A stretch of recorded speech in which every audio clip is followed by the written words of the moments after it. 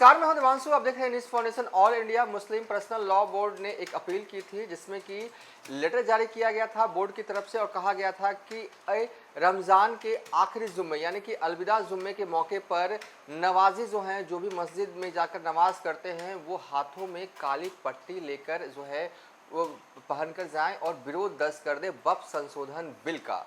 और आज इसका असर पूरे देश भर में दिखा भी। इस कड़ी में पटना के हज भवन में भी जब नवाजी पहुंचे नमाज पढ़ने के लिए अलविदा जुम्मे के मौके पर, तो देखिए तस्वीरें हम आपको दिखा रहे हैं पटना के हज भवन की, जहां पर जब जो नमाज करके निकल रहे हैं उनके हाथों पर जो है वो काली पट्टी बंधी हुई है। खासकर आरजेडी के विधायक, आरजेडी के एमएलसी जो हैं वो भी दिखे, खासकर अब्दुल बारी सिद्दीकी जो है वो नज़र आ रहे हैं। आरजेडी के एमएलसी कारी सोहेब नज़र आ रहे हैं, आरजेडी के विधायक निहालुद्दीन नज़र आ रहे हैं। इसी तरीके से कई जो भी लोग वहाँ पर ज़्यादातर नज़र आए वो काली पट्टी पहनकर जो है वो अलविदा जुमे के वक्त जो है वो नमाज करने पहुँचे पटना के हज भवन। इस दौरान काली पट्टी जो है वो अपने हाथों में बांधकर पहुंचे थे, विरोध दर्ज किया। एक तरीके का ये विरोध वक्फ संशोधन बिल को लेकर बीते दिनों पटना में all India Muslim personal law board की तरफ से बुलाए गए धरने में जो है वो पटना से तो जो है वो मुस्लिम आए हैं, खासकर बिहार की कई रीजनल पार्टियां, खासकर आरजेडी आप कहिए, कांग्रेस कह लीजिए, और गुपचुप तरीके से जेडीयू के भी एक दो मुस्लिम लीडरान जो हैं वो पटना के गर्दनी बाग जो है वो पहुंचे थे, धरने में शामिल हुए थे। और उस धरने में नीतीश कुमार मुर्दाबाद के नारे भी लगे थे। हाँ, लगे थे।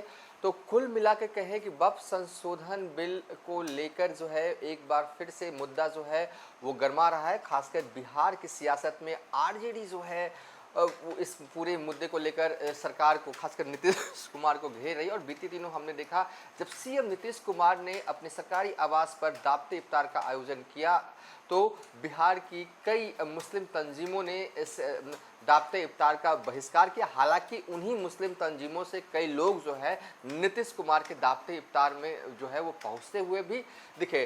तो कुल मिलाकर इस साल बिहार में चुनाव हैं और वक्फ संशोधन बिल को लेकर जिस तरीके से ये मुद्दा पूरे देश भर में गरमाया रहा है और ख़ासकर बिहार में इस मुद्दे की लौ जो है वो काफ़ी तेज आज से जो है वो जल रही है, क्योंकि नीतीश कुमार पर ये दबाव जो है वो मुस्लिम तंजीमें जो हैं वो बढ़ा रही हैं कि आप जो है वक्फ संशोधन बिल का पुरजोर तरीके से विरोध करिए। सिर्फ दिखावे के लिए ये विरोध नहीं होना चाहिए, असल में विरोध जो है वो सही मायने में होना चाहिए। और नीतीश कुमार पर इस तरीके से जो है वो दबाव बनाया जा रहा है। पटना के गर्दनी बाग में all India Muslim personal law board का बड़ा धरना होता है और सिर्फ बिहार की तंजीमें नहीं, बिहार के बाहर की भी कई मुस्लिम तंजीमें हों और कई मुस्लिम नेता हों और दलित नेता हों, उन्होंने भी इस धरने में जो है वो शिरकत किया। प्रशांत किशोर पहुँचे, नगीना के नगीना लोकसभा क्षेत्र के सांसद चंद्रशेखर आज़ाद पहुँचे, इसके अलावा केरला के सांसद भी पहुंचे, तो तमाम, और लालू प्रसाद यादव भी इस धरने में पहुंचे।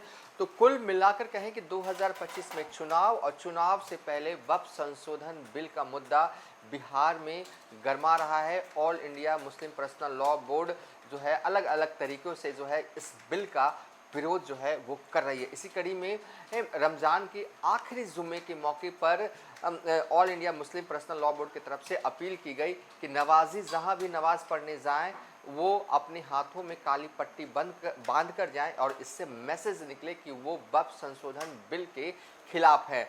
असर देखिए, देश भर में कई जगह हमने देखा है काली पट्टी बांधकर नमाज करने के लिए लोग पहुंचे हैं और इसका असर पटना में भी देखने को मिला, जहां पर पटना के हज भवन में जो है वो नमाज करने पहुंचे लोगों ने अपने हाथों में काली पट्टी जो है वो बांध रखा था। और ख़ासकर विपक्ष के जो विधायक हैं और आरजेडी के जो विधायक हैं मुस्लिम विधायक जो हैं वो हाथों में काली पट्टी बांधकर नमाज करने पहुंचे थे। फिलहाल अभी तक के लिए इतना ही। आप देखते रहिए न्यूज़ फाउंडेशन।